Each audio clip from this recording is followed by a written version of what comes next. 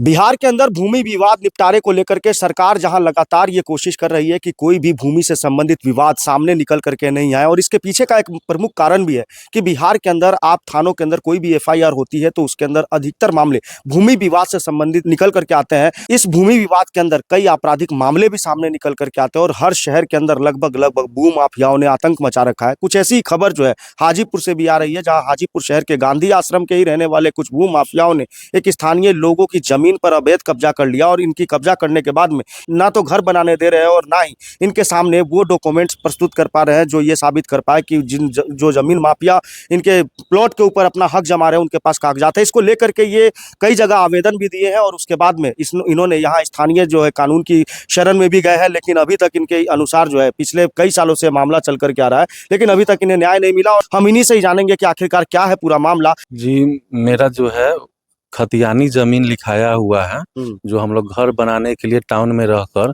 अपने बच्चे को पढ़ाने के लिए टाउन में लिए थे मेरे फादर। उस समय गुजर गए, उसके बाद उस पर कुछ नहीं हो पाया। फिर जब हम लोग इसका एक जाली कागज लगा के केस कर दिया था तो केस खारिज करवा दिए। उसके बाद खारिज कराने के बाद भी वो हमको घर बनाने नहीं दिया। कौन घर बनाने नहीं दिया? महेश कुमार मधुर, पशुपति राय, शंभू राय, उसका चच्चा अरविंद राय, टुनटुन राय, एक दो आदमी और है वहाँ का, जो ये मतलब ग्रुप बना करके काम कर ग्रुप बना करके 3-4 आदमी का जमीन पकड़े हुए हैं। एक आदमी का मेरा ही नहीं, जहाँ तहाँ एक दो तीन आदमी और हैं वहीं पर आसपास के, जिनका जमीन पर जाके ये लोग करकट गाड़ दिए हैं। मेरे भी जमीन पर 8 तारीख को नापी में गए थे, उसके बाद मेरे भी जमीन पर 4 गो बांस गाड़ के करकट गाड़ दिया कि दखल कब्जा दिखाने के लिए। क्या बोलते हैं वो लोग? कुछ धमकी वगैरह भी देते हैं आपको? हाँ, धमकी देते हैं कि ये जमीन जो है से हमको तुम लिख दो, तुम लिख के यहाँ से चले जाओ, और नहीं तो 20 लाख रुपया तुमको देना होगा, तब जाके ये जमीन तुम्हारा होगा। ये तो हम यही बोले उनको कि हम रजिस्ट्री लिए हुए हैं तो दोबारा आपसे रजिस्ट्री लेना होगा हमको। अच्छा, एक चीज बताइए, ये सब मामले तो है जो सामाजिक स्तर पे भी सुलझाने का प्रयास किया जाता है, एक तरीके से पंचायत भी बुलाई जाती है, ऐसे लोगों को बुलाया जाता है, क्या इस तरीके के भी कुछ सामाजिक पहल हुई है इसके अंदर? 2 बार हुआ था। एक बार 2009 में मेरे फादर गुजरे थे, तो गांधी आश्रम के लगभग 50-60 लोग, जिसमें पशुपति का अपने दादाजी लगेंगे चचेरा, पशुपति के बाबूजी के 5 भाई, जिसमें 2 भाई 3 भाई जो हैं मेरे सपोर्ट में पंचायती में आए थे, लेकिन वो दोनों आदमी आए नहीं।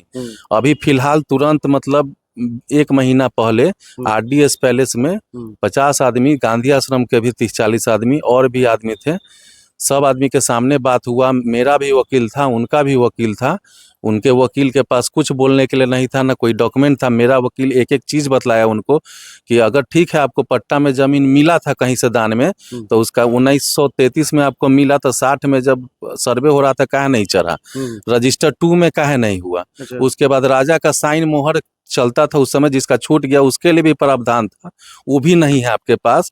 इसके जहाँ तक कि जो आप कागज पेश कर रहे हैं उसका ओरिजिनल कहाँ है, वो भी तो दिखाइए, वो भी नहीं है, जिससे कोई कागज का जांच हो सके कि आपके पास फोटोकॉपी पर लिख के फोटोकॉपी करा रहे हैं कि ओरिजिनल है आपके पास, ये भी आज तक पता नहीं है।